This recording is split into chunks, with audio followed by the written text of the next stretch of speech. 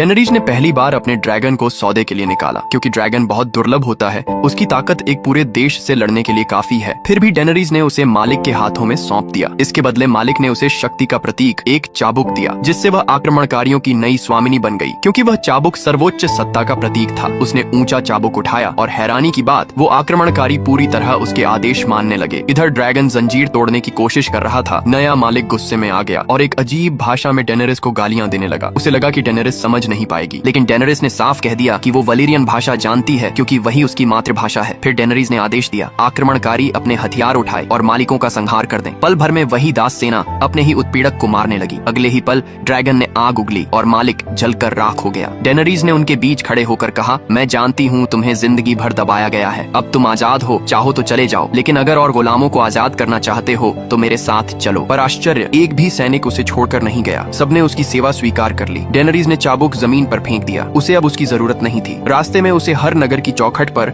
सूली पर चढ़े बच्चे मिले। यह देखकर वो बहुत दुखी हुई और निश्चय किया कि इन बच्चों की मौत का बदला लेगी। वह अपनी सेना लेकर अगले दास नगर मीरिन पहुंची। मालिक घमंड में हंस रहे थे। उन्होंने अपनी ओर से एक सैनिक भेजा, जिसने खुलेआम डेनरिस का अपमान किया। जवाब में डेनरिस ने अपना योद्धा भेजा, जिसने उस सैनिक को हरा दिया। लेकिन डेनरिस ने दासों से पुकारा, मैं तुम्हारी दुश्मन नहीं हूँ, बल्कि उन्हें आजाद कराना चाहती है। उसने उन्हें बच्चों के शव दिखाए और उनकी टांगे तोप से शहर में फेंकवा दी। उसने दासों को हथियार दिलवाए। अगली सुबह ही दासों ने मालिकों को घेर लिया, हर मालिक को मार डाला। बाद में डेनरिस ने उन अमीरों को भी उसी तरह सीढ़ियों पर टंगवा दिया, जैसे उन्होंने बच्चों को किया था। डेनरिस अब उस शहर की रानी बन गई, लेकिन जल्द ही उसका ड्रैगन लोगों को नुकसान पहुंचाने लगा। एक योद्धा उसके पास आया और जले हुए जानवर दिखाए। डेनरिस ने उसे 3 गुना इनाम दिया। लेकिन जब एक आदमी अपनी जली हुई 3 साल की बेटी की लाश लेकर आया, तब डेनरिस को एहसास हुआ कि वो अपने ड्रैगन पर काबू नहीं रख पा रही है। दूसरे दोनों ड्रैगनों को बदनाम न होने देने के लिए डेनरिस उन्हें अंधेरे तहखाने में ले गई। डेनरिस ने भारी दिल से उनके गले में लोहे की बेड़ियां डाली और फिर मुड़कर दरवाजे की ओर चल पड़ी। कुछ समय बाद जब डेनरिस खान में थी, कई हमलावरों ने उस पर हमला कर दिया। उसके रक्षक मारे जा रहे थे और वो बच नहीं पा रही थी। तभी उसका सबसे बड़ा ड्रैगन वहां आ गया। उसने दुश्मनों पर हमला किया और डेनरिस को बचा लिया। डेनरिस ने उसे गले लगाया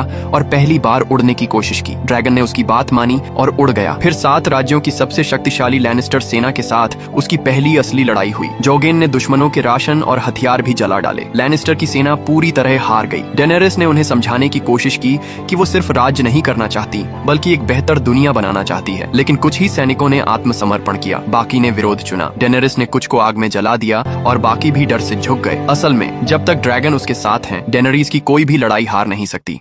इस जादूगर ने मंच के बीचों बीच एक मजबूत दीवार बनाई और बोला कि वह अपनी सोच से इस दीवार को पार कर सकता है। जैसे ही उसके सहायक ने पर्दा उठाया, अगले ही पल वह सचमुच दीवार के उस पार निकल गया। नीचे बैठे दर्शक हैरान रह गए। सबने उसे दोबारा दिखाने की जिद की तो उसे फिर से दिखा